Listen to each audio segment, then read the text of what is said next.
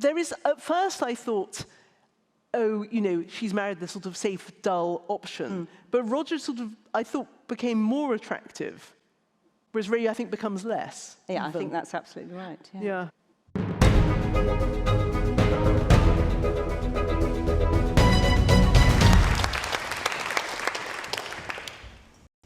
Welcome to the Edinburgh International Book Festival.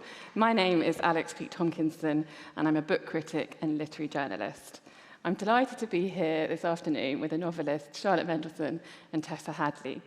Between them, they have been longlisted for the Women's Prize 4 times, longlisted for the Booker Prize, won the BBC Short Story Prize, and the Guardian First Book Prize, to name but a few. And I really do mean to name but a few. I could easily spend this allotted hour just naming prizes that they've won or been longlisted for. But I feel like we may have more interesting things to discuss. Their latest novels both come garlanded with lavish and entirely well-deserved praise. Charlotte's novel, The Exhibitionist, is about a family called the Hanrahans, and is set on the eve of a long-awaited, at least by him, exhibition of Ray Hanrahan's work. And I think for those of you who've had the pleasure of reading the book already, we can all agree he's one of fiction's great monsters. And the book is also very funny. The novelist Meg Mason has said, "It takes the most ferocious intelligence, skill, and a deep reservoir of sadness to write a novel as funny as this. I adored it." Tessa's novel, Free Love, is also about a family, but this time round it's the Fisher family, a suburban family whom we meet in 1967, and they're about to have a family friend over to dinner. But Phyllis Fisher decides to, and I think we're going to have to launch into this spoiler in order to have any kind of meaningful discussion, passionately kisses the guest, and this sets in motion a series of events. The fans of this novel include Hilary Mantel, Colm Tóibín, and Marion Keyes. Kate Atkinson, the novelist, says of Tessa's work simply that she is my favourite author. Wow. Having said that, my favourite quote about Free Love is from Anthony Cummings in The Guardian, and he says, "Almost every page struck me anew with some elegant phrasing, feline irony, or shrewdly sympathetic insight. The real wonder is that she does this pretty much every 3 years. It's easy to become ungrateful." Oh. So I do want to treat the audience to some readings from both of you, but I think it's also worth saying it won't be a hugely kind of rigid and structured discussion, but that we will talk, the 3 of us, for about 45 minutes. And within that, there'll be the 2 readings, and then we'll open the floor up to conversations. And having experienced Edinburgh International Book Festival audiences before, I know you're probably going to ask the one question that I'm really kicking myself that I didn't ask. So I'm looking forward to at least some of you putting me to shame later on. I don't know which way round. Have you got a preference for which way round you want to read? Not at all. Should we do it logically? Should we start with Move move this way? We could toss a coin. No. Okay, so I'm going to read a bit from the very beginning of The Exhibitionist. So there's a married couple of artists, Lucia and Ray. And Ray's basically a bit of an arse, but he hasn't realized he is. It's very hard. I don't want a self-spoiler, which I'm sure is a thing. Okay, I will just read a bit from where we first meet Lucia, his wife. And it's sort of how she came about as an artist. She's much younger than Ray, and they met when she was at art school, and he was her lecturer, of course. Lucia had already found her calling. Ray, her teacher, needed her. She was devotedly dealing with all his letters, cleaning his brushes and mixing his colors, filling his sparky brain with ideas, reassuring and encouraging. The perfect assistant, honored to be elected to serve the genius. He was, amazingly, torn with self-doubt and suffering, needing constantly to be buoyed up. He hated dealing with collectors, so she wooed them for him. Making him great was their joint project.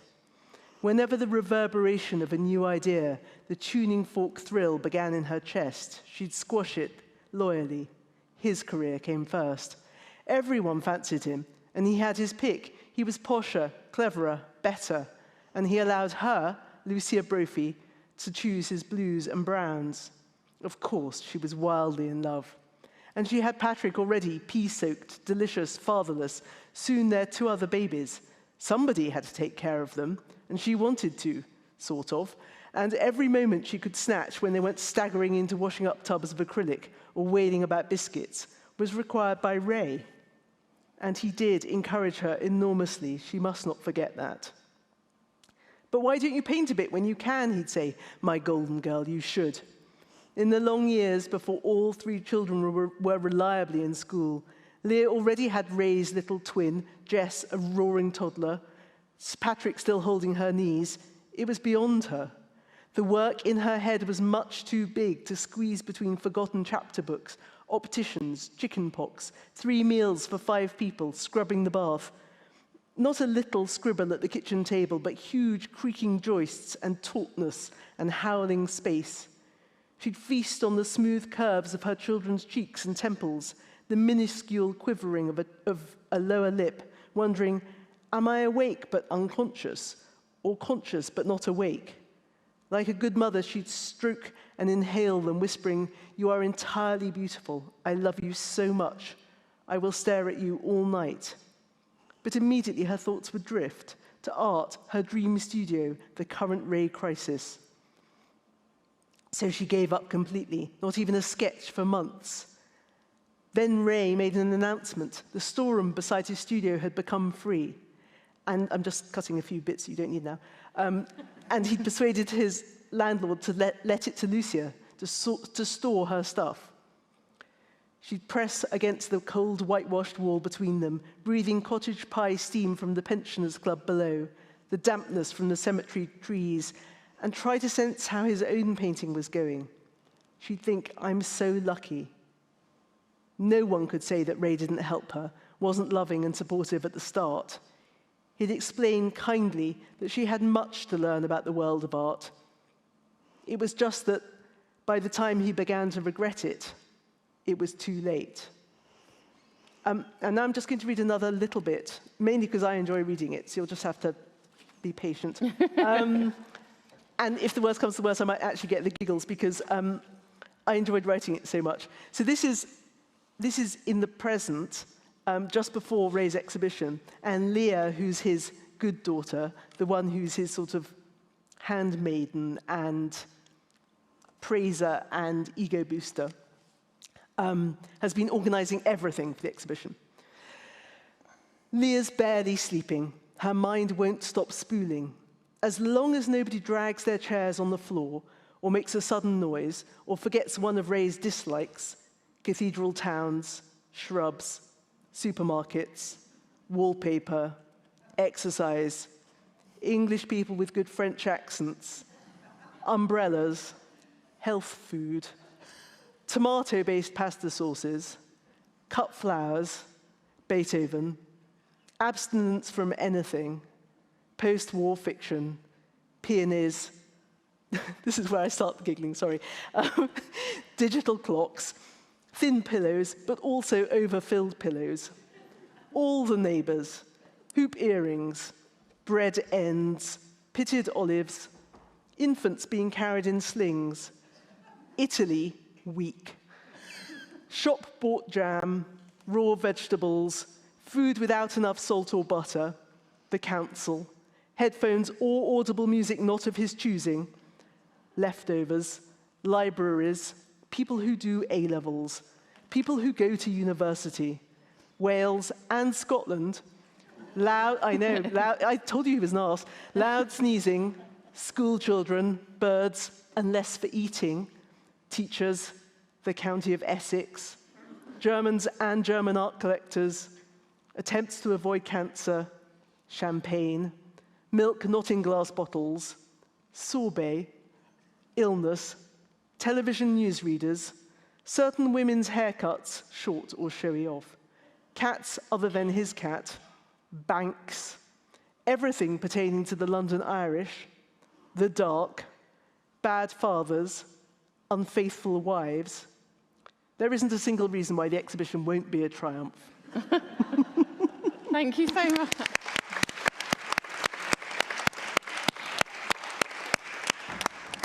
I think we might take a tiny pause before Tessa reads just to absorb that. The reason that I love that list so much, and I think I've mentioned this to you before, Charlotte, is that I think he's entirely right about some of those things. Loads of them. Definitely. Who wants to eat food with enough salt or butter? Shop-bought jam. Yeah, no, absolutely. Yeah, the thing is that it was sort of arbitrary. That's why I always giggle, because A, I agree with lots of them, but also, I mean, just sorbet. Ray, what is your problem? It was really fun to write it because I had to be just as arbitrary. No, it's joyous, and I feel as if there are men I have known who have those inner lists. Yeah. And also just the unfairness. Italy, weak. Yeah. Yeah, no, That encapsulates why he was fun to write. The classic one is bad fathers as well, for him to Of course. But we'll maybe delve into that a bit more. And one of the joys of being a writer is that you're just allowed to make a list full of prejudice and horribleness. What a joy. I do love a list as well. Yeah. They are so satisfying. I think I always have a list somewhere because exactly, you get to really roll up your sleeves and get into the... Yeah, and focusing on the petty minutiae of why one thing and not another. Yeah, exactly. Must be really fun. Exactly. It could have been, the entire book actually could have just been an extremely long list of Ray's prejudices. In a funny way, it almost is. In a funny way, yeah. Yeah, true, fair. But we might now hear from Free Love and hear about a slightly different marriage. Yes. So as Alex said to you to begin with, well, my novel opens with Phyllis, who has everything. She's a very happy bourgeois housewife. In 1967, she's 40, but she thinks, this is fine, I'm not worried about middle age, I will be content, I have my hobbies. And she doesn't know that some storm is again about to break. And they have coming to dinner a young man, they have actually met him before, but he was a child. He's unknown to them. And initially, things just seem to go very badly. And Phyllis, if you like, all of her usual confidence and calm is overthrown by the presence of this young man. The young man's name is Nicky, and Phyllis's husband is Roger. Their daughter Colette is also at the table. Nicky seemed outsized in their low-ceilinged dining room, and when they sat down at the table, his knees bumped up somehow against its underside, dragging at the tablecloth and the blanket put down to protect the surface. Roger only just saved the water jug. How could this young man, Phyllis wondered crossly, inept and intoxicated in a dirty shirt, make her surroundings seem so absurd and miniature? Yet she loved this house with a protective tenderness. It was all arts and crafts, stained glass and gleaming copper fittings, parquet flooring, padded window seats. A dresser in the dining room was set out with rows of the painted plates they'd bought in France. The brick fireplace was filled for the summer with her arrangement of dried flowers and tissue paper. She squeezed her hand for a moment on Nicky's shoulder as she leaned across from behind him, setting his gin and tonic down beside his place, to placate him and suggest a truce. He was a man, after all. Phyllis was used to communicating with men through these light sexual touches as much as through her chatter, soothing and bolstering and enticing them, then holding them off. She'd been faithful to Roger always. Nicky was supposed to look up at her appreciatively now or lean back into her grasp of his shoulder.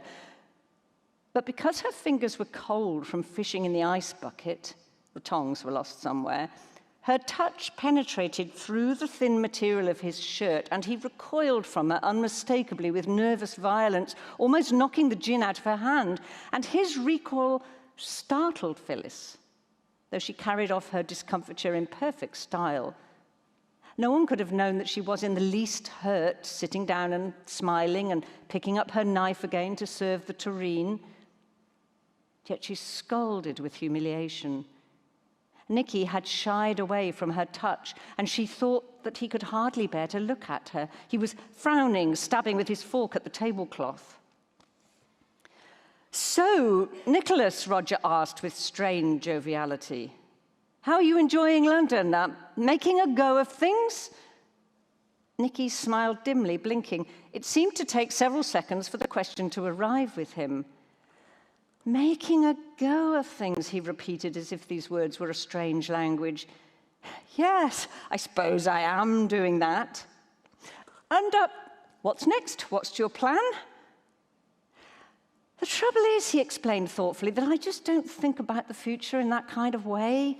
You know, as a series of steps, arriving at an end goal, because the end goal really, after all, is death, isn't it? So I wanted to travel, open myself up to other ways of looking at the world. And now that I've stopped traveling, I don't want to just get a job, close everything down again." "Your mother said you're writing." Nicky flinched. "Did she? Oh, well, you know mothers. She's probably saved up some essay I wrote in primary school, building her hopes on that. It's true, though, that I did write a novel last year when I was living in Tehran, but then I burned it."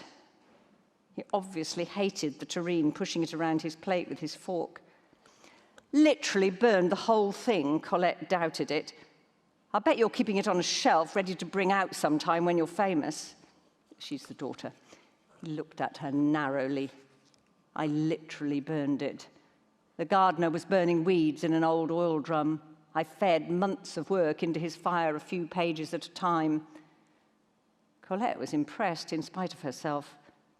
"That must have been hideous." "It was liberating. I felt more free afterwards. It was supposed to be about the people in the places I'd visited in Iran and Afghanistan, but the truth was I didn't know what those people were thinking, so there was only me on every page. That was fairly sickening. Then when I came back to England to find some material I could get inside, I discovered I didn't want to write novels after all. It's a dead form." "No, it isn't," Colette protested, but Nicky ignored her.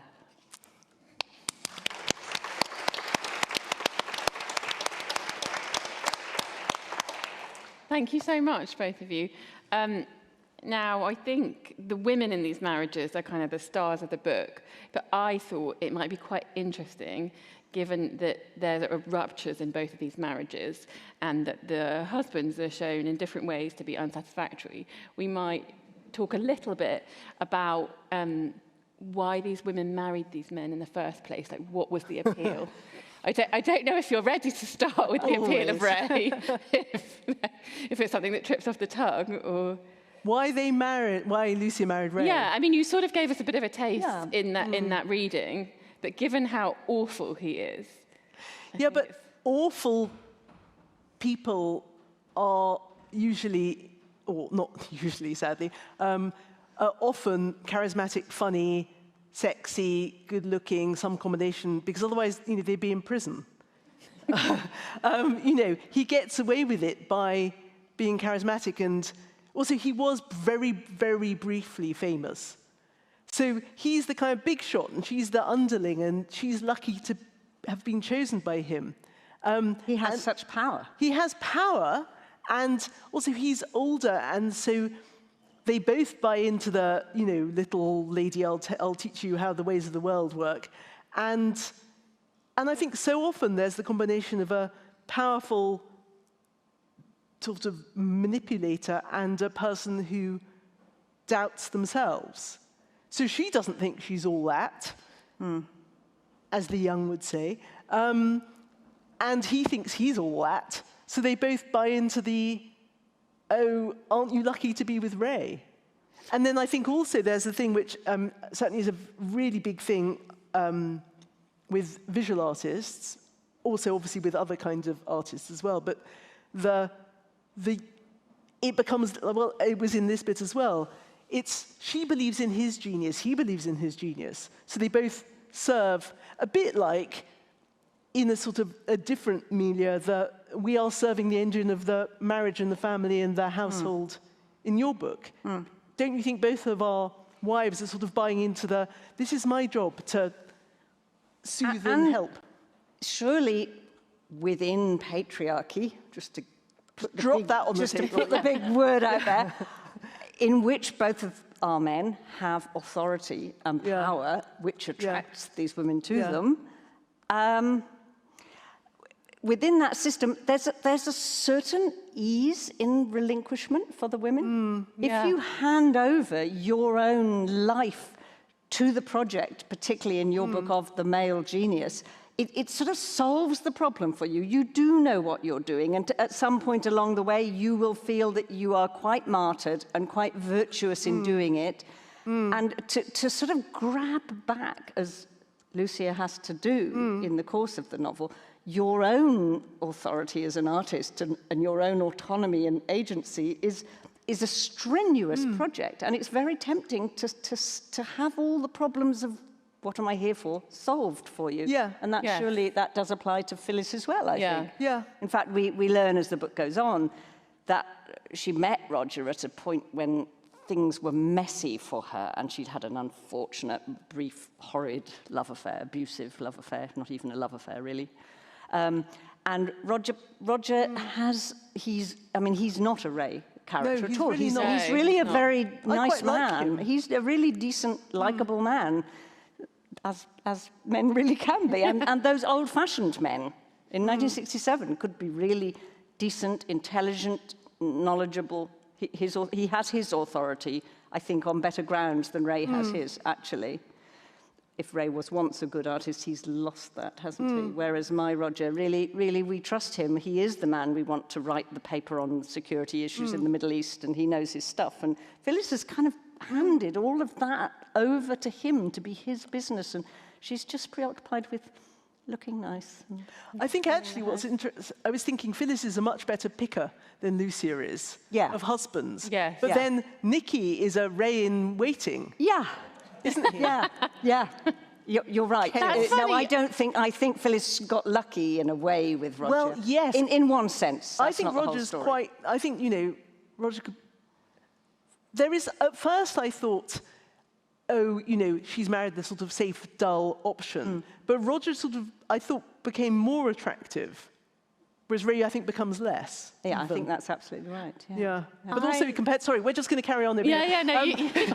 But also, as you get more annoyed with Nikki, and one of the things that I love, you're so good at the...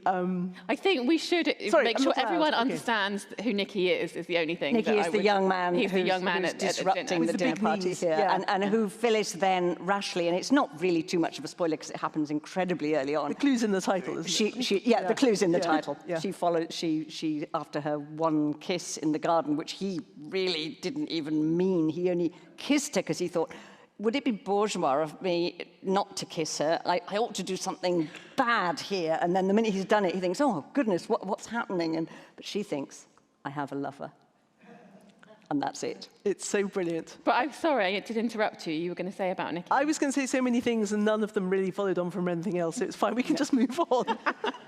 I was actually thinking, and this might not be something that's very clear to people that haven't read it, that I felt like Nikki and Martin maybe had, that kind of man who has quite pompous ideals, and that then maybe they don't.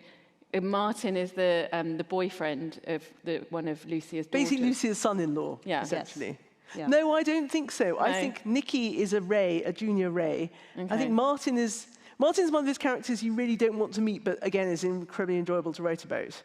Yeah, and I definitely have met. Yeah. Yeah. I think that is a mad household in your book. In that hot house weekend building up to raise, it's not giving anything away to say ill-fated because you just know it's ill-fated. It's not going to be a massive success. No. Yeah. And it is a wonderfully tense collection of people not getting on. Yeah, but that's what's so incredibly delicious is. So families are such claustrophobic, weird entities. And then if people who've actually moved out are all stuck in the same place, it's joy. Yeah. Well, as long as you're not there. Yes. Or if you can be like the in-laws, I can't remember the name of Ray's brother and Gillian. Is it Ray, Gillian? yeah, Aunt Gillian. Yeah. Well, I think that's the thing, is basically either you're stuck in there or you've grown up and you've become a novelist and you can write about it. Yeah. But you just don't want to be stuck in there. No, That's you no fun, don't. yeah. But talking of households, something that strikes me about both of your books, and initially I wouldn't have necessarily thought this was that interesting, but you reveal it to be, is you're both really hot on interiors. And I think my favourite phrase in Charlotte's novel, The Exhibitionist, is the tannened sink, because I immediately know what kind of house this is. I have been in that house. Yeah. It really just conjures something up for me. And then with Phyllis's house, which is her kingdom, really, isn't it? Mm-hmm. And you know, she can hear balls thwacking from the tennis court. She's got this kind of dressing table and it's got bottles of Le du Temps perfume. Was that fun to write? You know, that kind of details? Yes. I mean, I can imagine someone reading my books and thinking, why all this furniture? But for me, it's like being an anthropologist inside that room, inside that house, inside that street, looking at what everyone's wearing. Because everything in a house and in a room has clues in it through which you can read those lives. You can read their history and their ideology and what they care about and how they see themselves. So I kind of love writing stuff. There are some great novelists who write without much stuff, but I just find it irresistible. Yeah, no, I really like it. And it's one of the joys. But I was thinking that in a bit when you were reading, the fact that it's a terrine is just so perfect. Terrine. It's all fun doing the food. It had to be a terrine. Yeah. But that's the thing, it's one of the most enjoyable things, one of the least difficult and most pleasurable bits of writing is thinking exactly what. And I think the clothes are so good in your book because one of the other things that I really, really love about it is the kind of, it's not Oedipus and it's not Electra. There's a sort of complicated, well, it sort of is Oedipus, I suppose. Basically, the mum is sexier than the daughter. And the way that they wear their clothes and their confidence in their clothes is so beautifully And after described. Phyllis leaves home, bit of a spoiler, Colette starts wearing the clothes her mother's left behind, but in parody, taking up her skirts with big black stitches and rolling them over at the waist and it's great. Mucking around with them, which is all Colette can do in a way. Her mother's got lovely necklaces hooked over a sort of thing in her bedroom, and Colette just picks up all the necklaces and puts them all on at once, because that's how she can define her style against her elegant mothers. Yeah. That's a great theme, I think. Beautiful mothers. Me too, absolutely. I was so worried about Colette for quite a lot of the Oh, so book. was I, yeah. Because, you know, she starts dieting, doesn't she, in this kind of very unhealthy way. Yeah. And she's obviously not at ease with herself. No, but I hope you felt that she... Actually, I think I have great faith in her at the end of the book, that she's okay. Yeah. And I think so too. Yeah, without giving too much away, I think that's really clever. I think the tempting thing would have to create a catastrophe there, you know. Yeah, the catastrophes perhaps for her brother. Yes. For the little boy. Poor Hugh. So you both, in your novels, you both have sons who are troubled, really. You're Patrick. Well, Patrick is absolutely a mess, poor old Patrick. But completely lovable. Well, I love Patrick. He moves me. I really love him. There's a character called, if anyone's read the Cazalet books, there's a character called, I think, Christopher, who I was thinking of it when I wrote Patrick. The sort of adorable, absolute loony, sort of living in a caravan or a hut, basically, who just can't deal with their horrible father and is much too interested in hedgerow. Yeah, it's basically me. Am I right? I felt that Patrick, at the end of your book, also is suddenly on a way out of there. In as much as Patrick can. No, I mean, I wanted Patrick to have hope. Yeah. Basically, all my favourite characters have hope, and the other ones don't. I mean, sorry. It's just how it works. It's quite nice being God and putting the world to rights. Tick, cross. So Patrick has as much of a chance of a life as Patrick's ever going to get, but it's not going to be easy. No. But it's absolutely devastating because he gets this kind of glimmer of a offer of a job, doesn't he? And then he really Ray just goes... Yeah. But I think one of the things I most wanted to write, so it's funny, so it would be possible to write a summary of both of our books in a way that made them sound as if there was a lot of similar material, but they're completely different in lots of ways. And one of the ways is that mine is about the powerful, awful effect of a ray in a family. Whereas yours is about the sort of combustion that happens. I suppose there's a sort of similarity, but without the ray thing. The whole point of my book is Ray makes all of these happen in funny ways. Yeah, I think my book sort of almost is about an accident. And I do love, again, I feel that's true to life, that life can be just deflected majorly from its path by an accident. Nicky happens to come to dinner. He happens to kiss her in the garden. And there is this sort of explosion waiting to throw Phyllis over. But you know what? If he hadn't been there that night, I can see her going to the film club and living out her life in that suburb unchanged. I think I can. So I don't love, but I love to write about these, just the stuff that befalls people, which then plays out so in such huge changes inside their lives and inside them. Yes, and I think in Free Love, if Phyllis's young son, Hugh, if his friend hadn't lost his shoe in the pond, exactly, there wouldn't be a cover for this affair. Do you know, I can remember writing that first chapter where all you hear on the first page is a child loses a sandal in a pond, and the others say, "Come on, you idiot." And I can sort of remember writing that and not knowing at that moment what I was going to do with it. And then a couple of pages on, I'm thinking, I know how to get them all out in the garden. It's that shoe that's gone into the pond. And those are the lovely moments of writing, aren't they? Where it's as if It goes clunk. It goes clunk, exactly. And it's as if some intuition made you put a shoe in when you didn't know what it was for. And then two pages later, you pick it up. And the mother of the boy who loses his shoe is one of those people. Oh, she's like, awful. Please, can you make sure you get the shoe back as soon as possible? We've had a nightmare with Milo's feet. It was one of my favourite I love that too. I write notes about books that I really love to sort of try and understand how they work. And now you say that, I remember that the things I most wrote my notes about in relation to your book, this is long before. No, it was when I knew I was going to do our first event, but I didn't know if I'd like it or you, and luckily both I did. But I thought, God, this is so good. And it was exactly that. It was the wonderful way you set up the apparent coincidences. And one of the things that's so fantastic is their eyes don't meet over a crowded fondue and smouldering lust sets in. It's the kind of his gaucheness and prettiness and the way that he doesn't think, when she puts his hand on his shoulder, she's actually a bit hurt. And then he thinks, everything's terribly bourgeois. I'm going to be, it's the many ways these things almost don't happen that are so satisfying. Yeah. I love that. That's what's fun in life, isn't it? It isn't, and it's fun in writing to not do the obvious thing, that could happen, but that's boring, so I'll do that.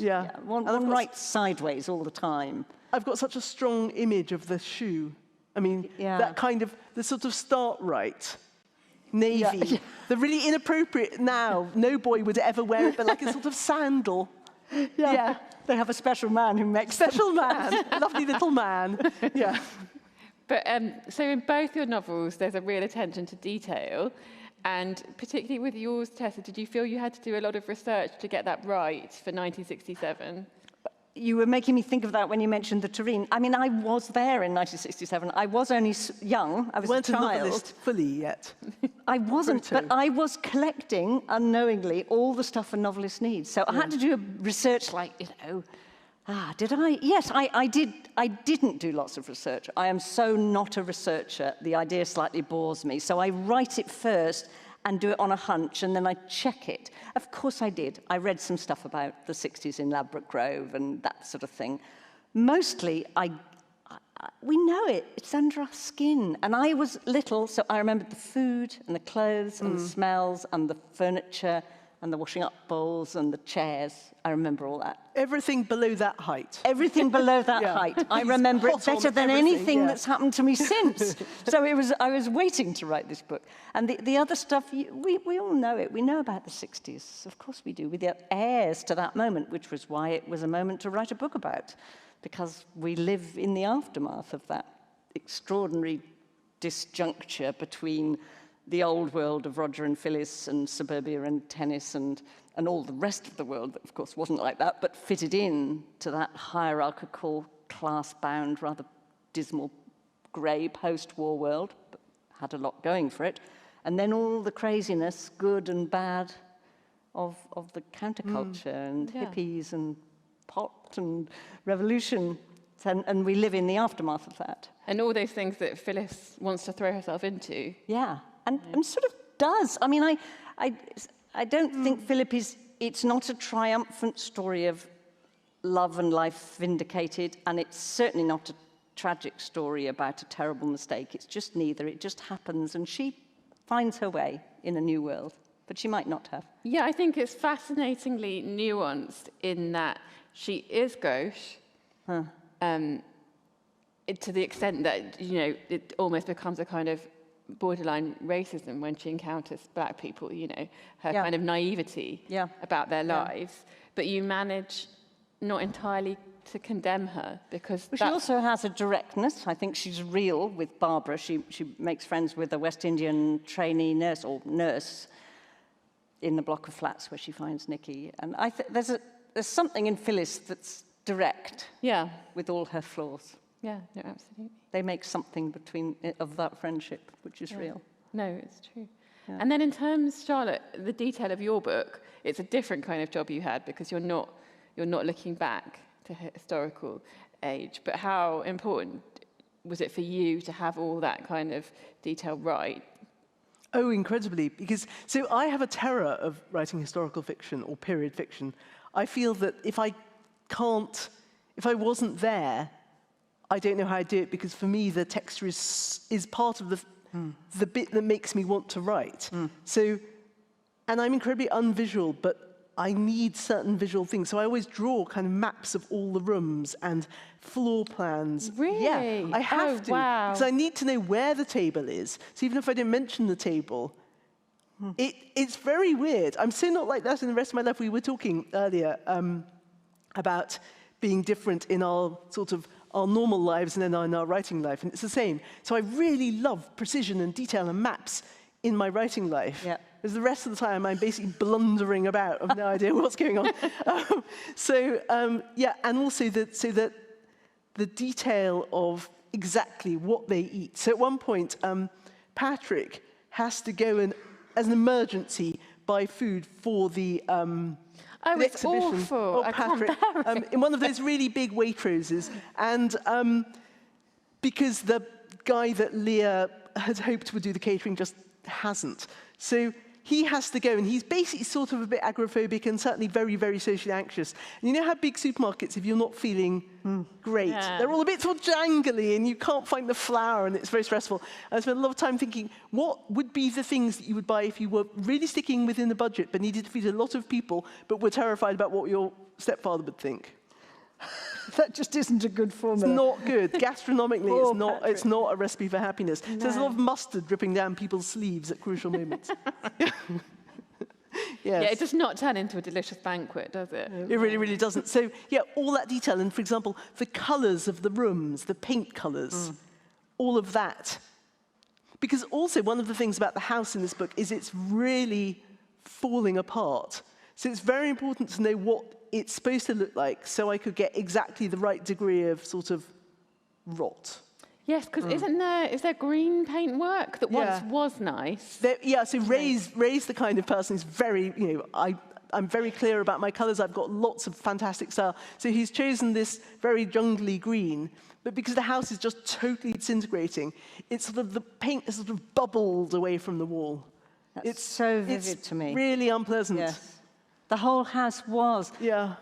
that has been a discovery of our era, how a certain liberated, trendy charm of one era becomes the rottenness of another era. Yeah, absolutely. So I really hate doing housework, and I always remember Quentin Crisp saying, you know, basically, if you leave the dust for long enough, it's sort of fine. He didn't say it, but you know, it's basically just fine. Isn't it that after 10 years, you don't notice it, I think? But I'm here to tell you that's not true. So, so it's a mixture of sort of squalor and neglect, and sort of entitled middle class, oh, we're boho, so, you know, we don't bother cleaning the whatever.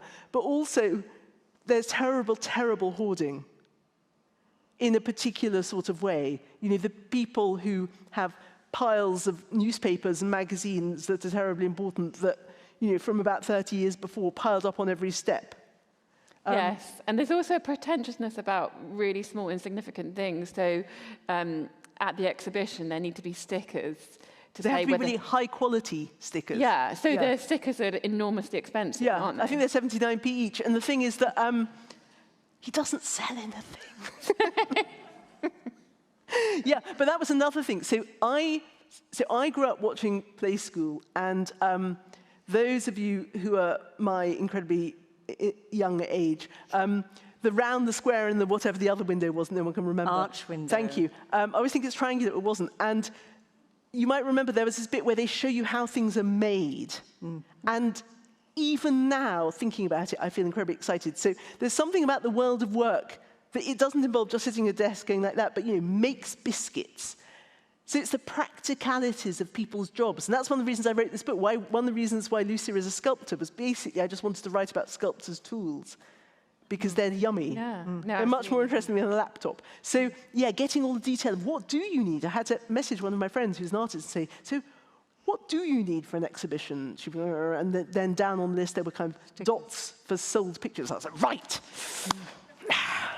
Yes, I also love that's the kind of Warren-like quality of that house because there's lots of bitching going on and then whispering and kind of overhearing people walking in on telephone conversations. And doesn't it say that Patrick can hear every creak of the stairs and opening of a door? He can. Well, they can all interpret it. But don't you think that's the thing? Is that we all have associations. So we hear things and we think, oh, that's mum doing that. Or, and that's such a part of childhood, isn't it? So I can remember certain sounds of my childhood. Me too. And the feeling they would evoke so strongly. And that's one of the reasons I like writing about families. I don't know if you feel like this is, it's so weird. Families are so weird. You know, it's these people just plonked into a structure together and you're expected to get on.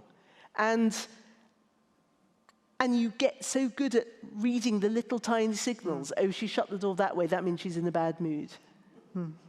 Yeah. No, absolutely. I can remember our dad's gramophone, a great big shiny wood thing, and you lifted up the lid, which you weren't really allowed to do, and there was this felty smell from inside. I know that smell. You know that smell, where there were felt-lined compartments for putting your And that LPs sort of in. hot, I think I've written about this in one of my previous books because it is such an incredibly powerful smell. It's sort of hot dust trapped behind wire. Yeah, that's good, yes. We're quite and it smells of male authority because you weren't really smells allowed of the BBC, to lift the doesn't lid. it? And it smells of the BBC, which is, yeah. Of all the things I thought we were going to touch on today, that was not the smell of the BBC. That I was going to predict.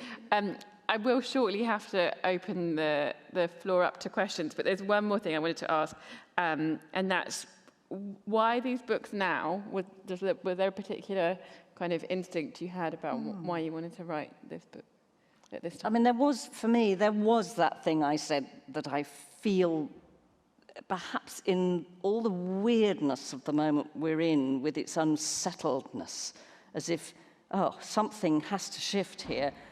It seemed to make sense to look back to a founding moment in the 1960s when where we are now began in certain ways. That's a huge simplification, but it's a useful and not unmeaning one, I think.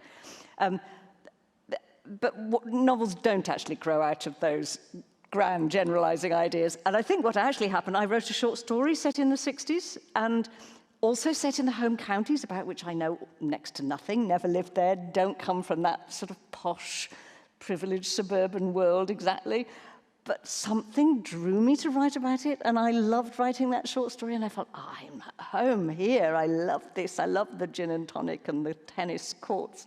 And so I wanted to do more. Okay. Yeah.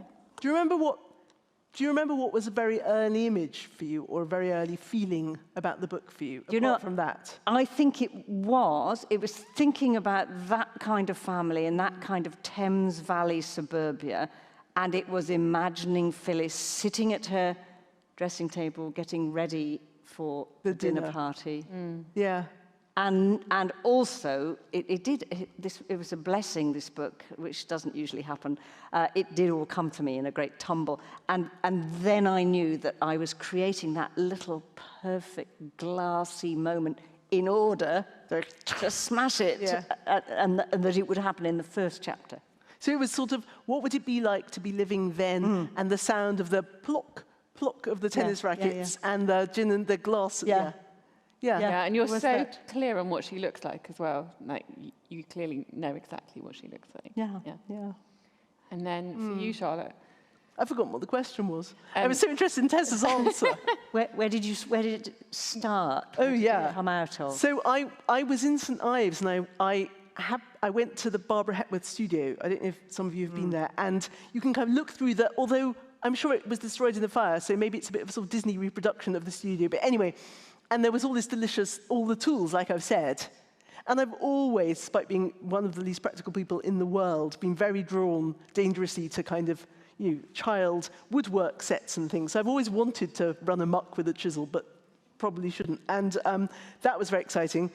And I really love writing about, obviously, messed up families, but I really wanted to write for this book about the grown-up children having to go back for a particular thing, but I didn't want it to be sort of a funeral or a wedding, which are the classic things.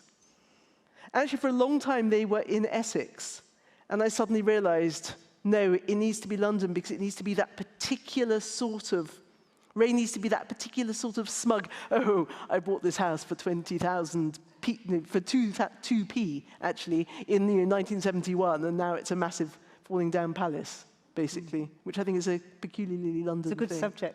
It is. So I think it was that, and he didn't even buy the house, did he? He didn't. It's a lie, like everything in his life. Yeah, I think it was the sculpting tools that was a big early thing for me. Because that's it. You sort of think, okay, now I need to write a book that will mean I can write about those things. Yeah, that you can do that research. That's what one writes for. It's the joy of fiction. Yeah. Absolutely. There are some online questions, but I saw them flash up earlier. They have now disappeared. So whilst we're waiting for them to reappear, does anyone in real life have a question? This lady at the front. So I think in the third row. Am I allowed 2 questions, one to Charlotte and one to Tessa? Of course. So, Charlotte, you've twice mentioned Essex. You mentioned in a list Ray's dislike of Essex, and you've just mentioned it when you're referring to house prices at the moment. Have you any particular reason to dislike Essex? having moved from Scotland 40 years ago and having lived in Essex all that time. No, it's the contrary, actually. So I'm really interested in Essex. I like Essex, which is why I started off trying to write the book there. So the book was set there. Then I realized it didn't work because the smugness Ray needed to be in London. So I put Essex. There are lots of things in Ray's list that I disagree with him about, and not liking Essex is one of them. Also Scotland, obviously. I mean, most things I don't agree with Ray. He's an arse. So Essex is in there because that's to prove what a short-sighted fool he is. Don't worry, we're fine. We're fine. I've just moved to Hertfordshire, so... That'll be next. Okay. Yeah. And Tessa, what I loved about, well, I loved it all, but I really, really loved the fact that Phyllis can be a pain, but you do not judge her. You're not judgmental at all in the novel. Do you agree with that, or...? I mean, I kind of do, I hope, and it's lovely to hear you say that, because it's funny, it's almost a style thing that when you find yourself writing a sentence that is judgy, it's usually not such a good sentence. There's something ugly in the writing, in the language. So it's funny to put it that way around, but I remember discovering that quite early on in writing, thinking, oh, every time I'm writing an ugly, weighted sentence that's pushing the reader, what I'm doing is weighing in to make you think something. And I like to have that position of watching. The sentences should watch the person, and they can penetrate and they can analyze. And of course, somewhere deep down, there is judgment. I guess, this judgment that cruelty is bad, that school Hugh's gone off to is not a good thing for him. It's not a neutral world. And I probably find it quite hard to say, so where is the judgment in the sentences in the story?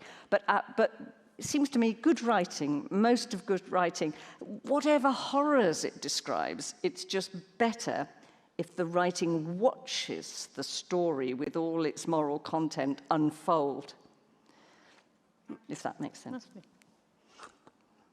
And there's a lady in the very front row here. We can get the mic to her, please. Thank you. Thanks.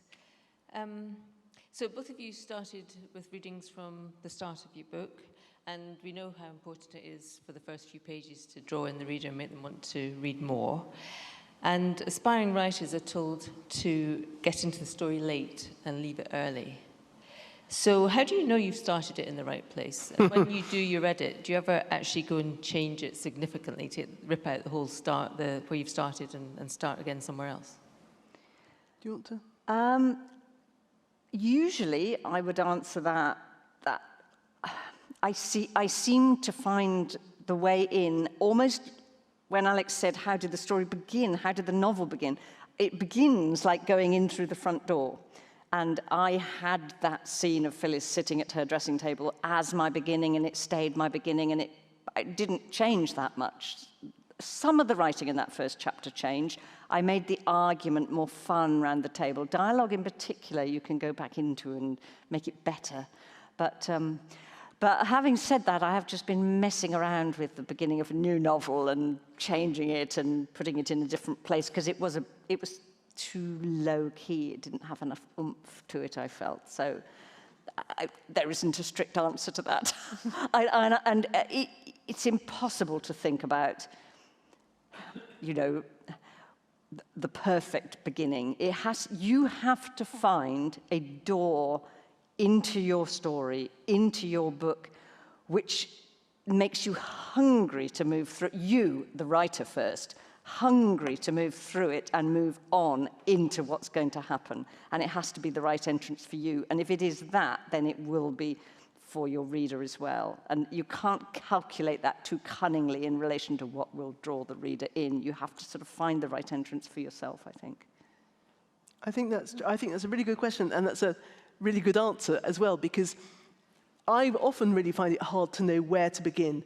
It's not what scene to begin it with, because exactly you need the scene that you want, your opening door, and you want to go, but it's kind of where in the story to begin it. That's such a hard thing to work out.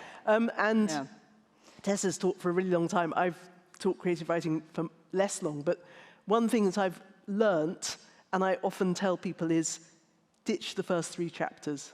It can because really I think the first 3 chapters are the kind of, you're sort of tiptoeing towards the story and then you jump in, but just jump in. I'm not sure that's advice I necessarily... So I've had a student who was starting right in the middle and it's looking for where the richness of your writing is in relation to the outline you have, isn't it? And this student who wrote a really good book in the end that was published and shortlisted for the Costa or something, and it was all about being adopted, and it all began with this woman being pregnant by a married man and deciding to give the baby up.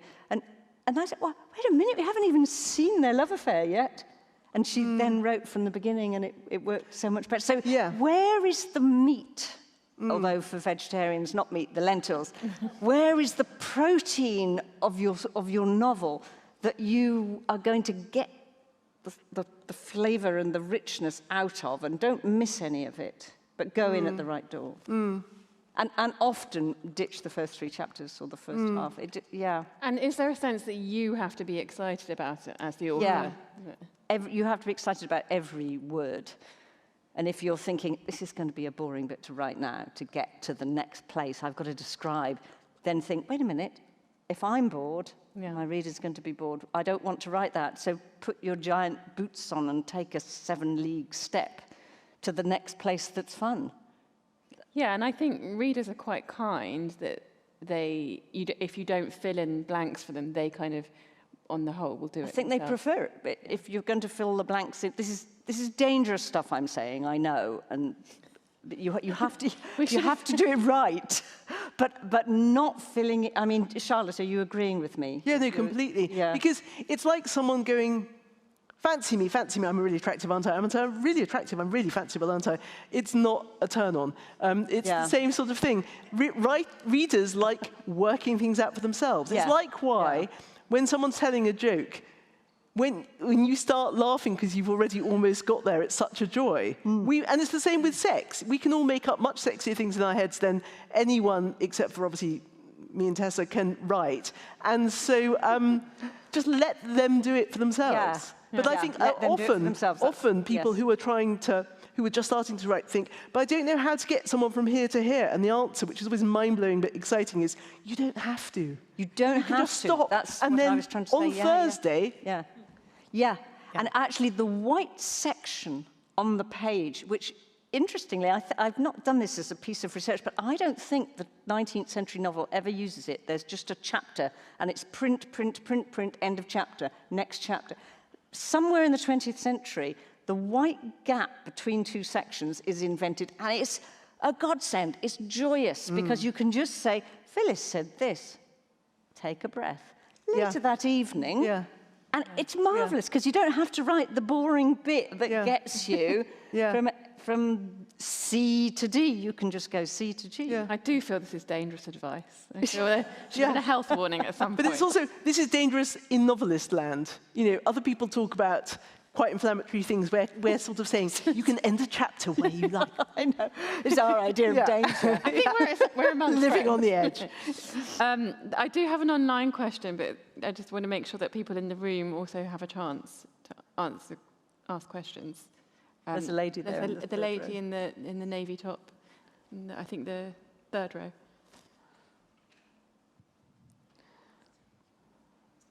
I was wondering to both of you, how you choose names for the characters in your book. Do you associate certain characteristics to a certain name, or do the characters name themselves? Charlotte, you start. I love writing names. There's a character, Ray had a thing with a person before, and her name is Suki Blackstock.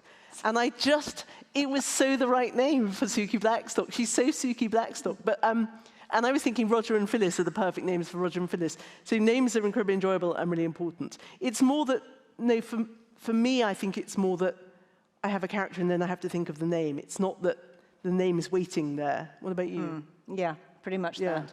But that it's incredibly important. And even though you have the character hovering there, you haven't quite got him or her until you've got the name. And the name, it's a bit like finding a title for your novel, actually, which is a very fraught business. But when you get the title for your novel, probably about 2/3 of the way through, for me, as a rule, that the whole novel sort of changes and becomes an entity instead of a sprawling sort of free-for-all. And it's the same with the person. Suddenly they're Roger, and they tighten up around that name.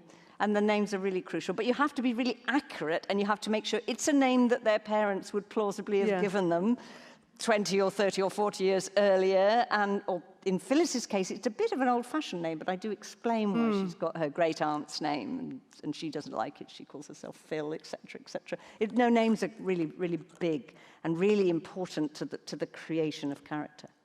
And Colette's a really interesting name, isn't it? Because it's kind of fancier than she is. She's this kind of slightly doughy teenage girl. It's imposed on her by her mum's idea, as she resentfully but cleverly feels. She was meant to have a stripy T-shirt and a fringe in her eyes and be playing on a French beach, and instead she's rather lumpy and doing her homework and being clever. Yeah, Absolutely. Stuck with the wrong name. So the online question I have is from Mickey, and they preface it by saying it is a bit frivolous.